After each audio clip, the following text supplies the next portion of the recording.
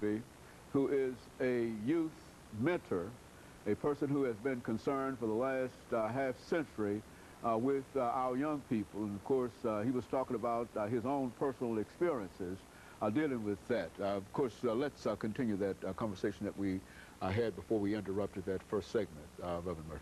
Oh, well, Doctor, I think that if we, as a community, try to have a big influence just in this area here near, I see they have soccer teams and there's big sports jamborees where kids can get involved in something that is structured that will help mold them physically and enhance their mental and spiritual outlook on life, to where they have a positive outlook about what's going on in the world. Because they watch adults and they'll mimic us. All right. I was trying to speak earlier on, talking to my daughter about my grandson, and wanting him to start the little small child pee-wee football. Well, that doesn't sit too well with the grandmother, but that may be something wholesome for him to build his little character. And as well as he and other grandchildren that I have, just being around them and sitting talking to them, reading a book. Wasn't long ago, I was at a grandparent conference at a pre-K school where he attends.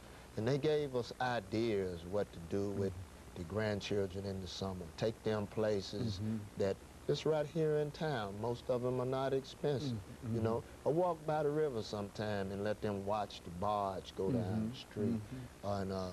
Or riding a train, getting on the Nashville Star, so to speak. That's an inexpensive way to have a train ride. Those type things enhance kids' character and give them a broader mind and take them out of the world is so small. From working with troubled kids that have been incarcerated, I found that many of them only know the world that they're around. Okay, good.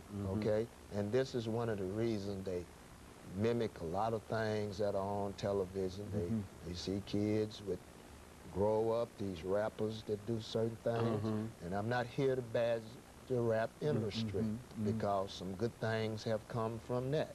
We've had many those type of gentlemen and young ladies who have started in that realm and moved on into acting and other type careers. So we can get positive things out of a lot of those things also. But if we focus more on the home setting first, then our community values, teaching them what goes on in the government realm and how to prepare to deal with the government situations and what they should do as a good citizen. We can show them and guide them how not to get in these trouble issues of using illegal drugs, the use of alcohol. Also, I've found that there's a severe lot of depression and anxiety among them. And that comes from the way the world is as a whole, of course.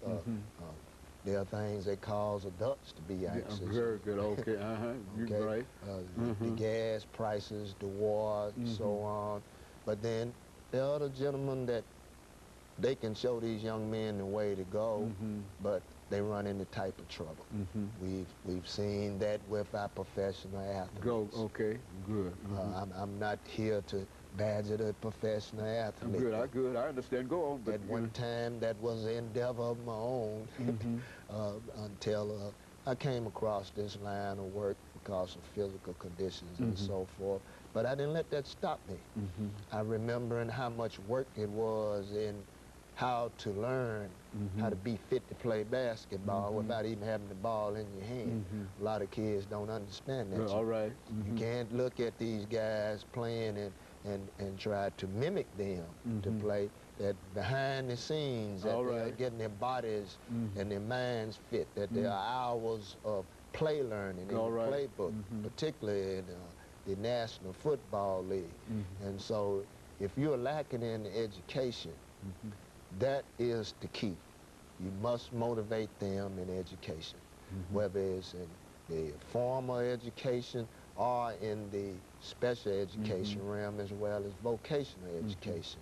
If we can push that and make them understand that this is the key for them to understand how to deal with life's issues, as well as trying to bring a spiritual connotation into their life. We have to move from the church, All right. waiting on the government, and also do the smaller things that we can do. You know, the church is good for having a lot of committees. We've got this ministry and that ministry, and I was talking to a gentleman that he's been a tutor at a Pacific church that I once attended for quite some time. And one of the things that impacted me, the last conversation we had, was that he likes to get the young men small, like my grandson, when they're 4 or 5 years old, where you can start molding them and working them right there. And that's how I appreciated that grandparent forum that I went to.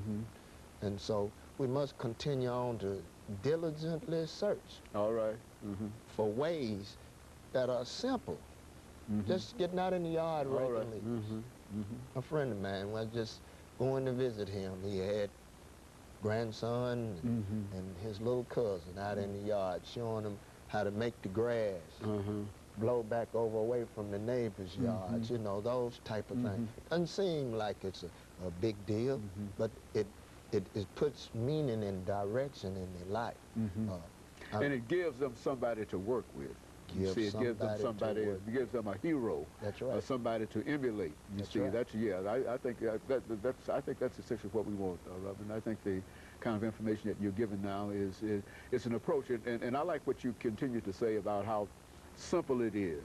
You don't, it's not expensive to try to create a relationship between a grandchild or relatives and et cetera, that it can be done with no real cost. You see, the kind of things that you indicated. That's right. That's right. Some of our kids, they haven't ridden on the city bus.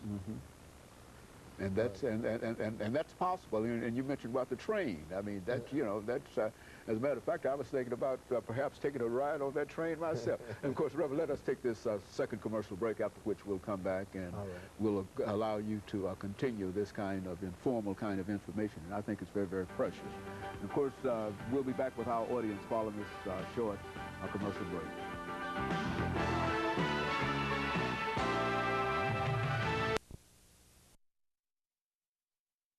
We're talking to Reverend John